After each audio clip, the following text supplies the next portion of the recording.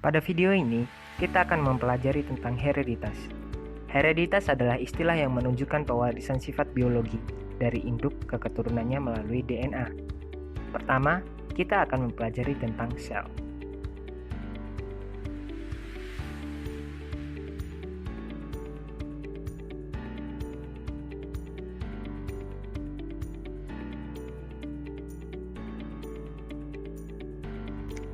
Sel merupakan kumpulan materi paling sederhana yang dapat hidup dan merupakan unit penyusun semua makhluk hidup. Sel dapat tumbuh dan membelah diri, yang menghasilkan molekul-molekul seluler baru. Di dalam sel terdapat kromosom yang merupakan pembawa sifat keturunan. Sifat-sifat yang diturunkan dari induk ke keturunannya dikendalikan oleh faktor genetik yang terdapat di dalam kromosom yang disebut gen. Pada makhluk hidup, sel penyusun tubuh terdiri dari sel somatis atau sel tubuh dan sel gamet atau sel kelamin. Kehidupan kedua sel ini melalui dua fase, yaitu interfase dan fase pembelahan. Pada interfase, sel tidak melakukan aktivitas baik secara fisik maupun secara kimia. Tahap profase. Tahap ini merupakan fase awal dalam pembelahan sel. Profase sendiri memiliki subfase sebagai berikut.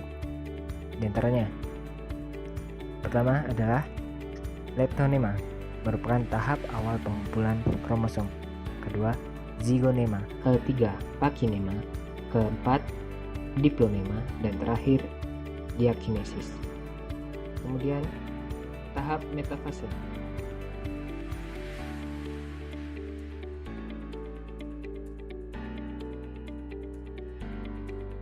Dalam metafase, masing-masing pasangan kromatik berada dalam bidang ekuator. Selanjutnya, tahap anafase.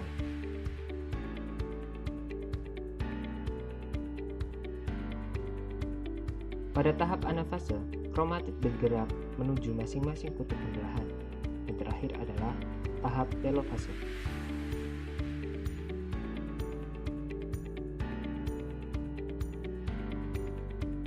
Dalam tahap ini terjadi pemisahan sitoplasma, pembentukan nukleus dan nukleus. Kemudian terbentuklah anak sel. Selanjutnya kita akan membahas tentang hereditas dalam hukum Mendel.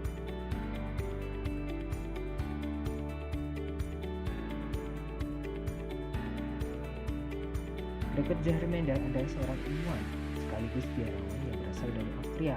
Beliau melakukan percobaan terhadap kacang ercis berbiji bulat yang disilangkan dengan kacang ercis berbiji keriput. Ternyata semua keturunannya diperoleh berbiji bulat. Tak berhenti sampai situ. Kemudian dari hasil persilangan tersebut disilangkan dengan sesamanya, didapatlah 75% kacang ercis berbiji bulat dan 25%-nya adalah kacang ercis berbiji keriput. Nah, di sini dapat kita ketahui bahwa kacang ercis berbiji bulat itu bersifat dominan, sedangkan kacang ercis berbiji keriput itu bersifat resesif. Ketika keduanya disilangkan, didapatlah hasil kacang ercis berbiji bulat yang heterozigot. Nah, berikut adalah langkah persilangannya.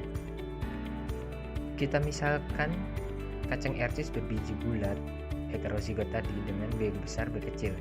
Jadi B besar B kecil disilangkan dengan B besar B kecil.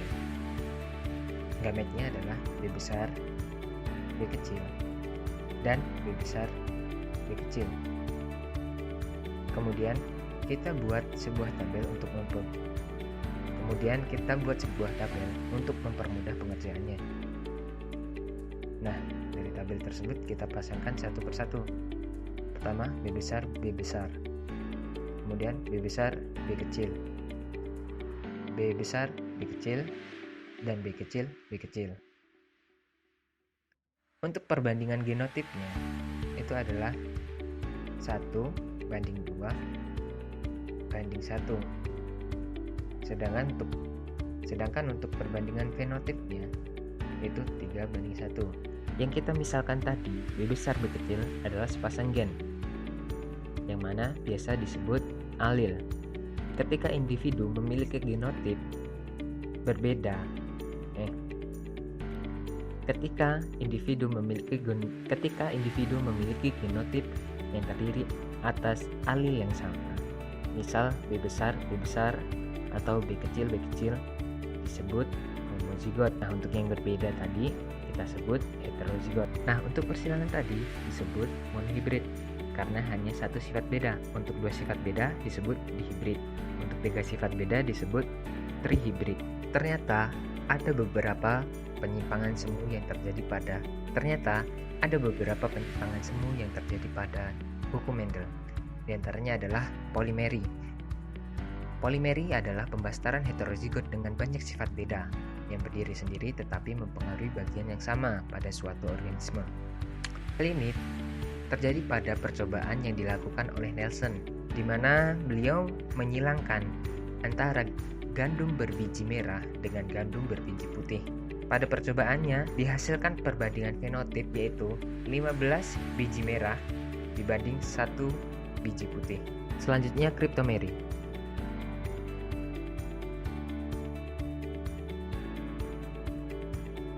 Kriptomeri adalah hilangnya pengaruh faktor dominan dan akan terlihat apabila berpasangan dengan faktor dominan lainnya.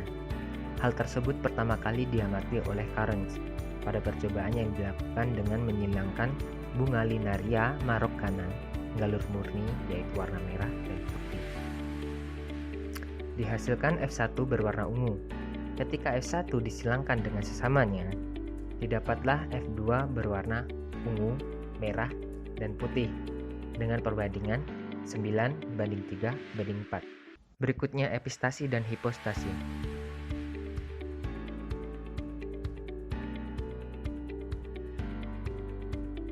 Epistasi adalah faktor dominan yang menutup faktor dominan lain yang bukan alelnya. Sedangkan faktor dominan yang tertutupi adalah hipostasi. Percobaan pertama kali dilakukan oleh Nelson et al. Terhadap gandum biji hitam dengan biji kuning. Didapat F1 seluruhnya adalah biji hitam. Kemudian F1 disilangkan dengan sesamanya. Didapat hasil yaitu kemudian F1 disilangkan dengan sesamanya. Didapatlah hasil gandum berbiji hitam, kuning, dan putih dengan perbandingan 12:3:1. Terakhir, komplementer.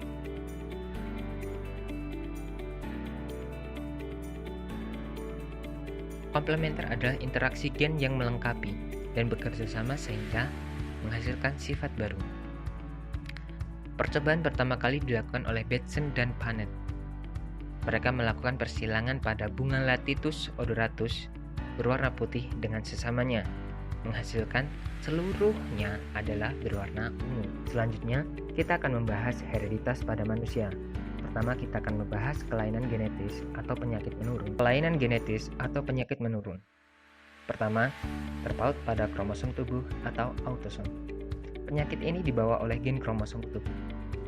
Ada yang dibawa oleh gen dominan, ada pula yang dibawa oleh gen resesif. Gen dominan contohnya polydactyl, brachydactyl, dan thalassemia. Gen resesif contohnya albino dan cyclemic. Kedua, terpaut pada kromosom seks atau gonosom. Penyakit ini dibawa oleh gen kromosom seks. Ada yang dibawa oleh kromosom X, ada pula yang dibawa oleh kromosom Y. Terpaut kromosom X contohnya adalah buta warna dan hemofilia. Terpaut kromosom Y contohnya hipertrichosis, leptos, dan histrik gravier.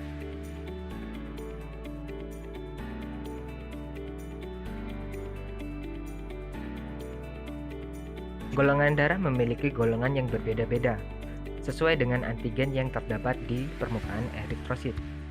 Ada tipe antigen ABO, yaitu golongan A, B, AB, dan O.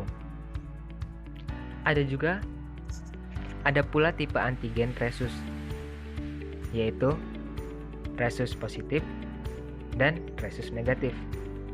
Misalkan kita cek darah dan hasilnya misal A+, berarti darah kita memiliki antigen A dan memiliki rhesus positif. Itu saja yang dapat saya sampaikan. Semoga bisa sedikit membantu dan menambah pengetahuan teman-teman sekalian. Sampai jumpa lagi.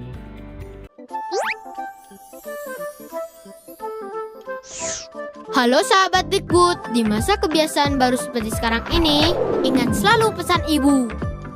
Keluar rumah kalau penting saja ya nak, ingat untuk selalu 3M. 3M itu mudah dilakukan dan bisa mencegah penyebaran virus corona. Menggunakan masker, mencuci tangan dengan sabun dan air mengalir, menjaga jarak. Sahabat Dikbud, kalau kamu sayang keluarga, jangan bawa virus ke rumah ya.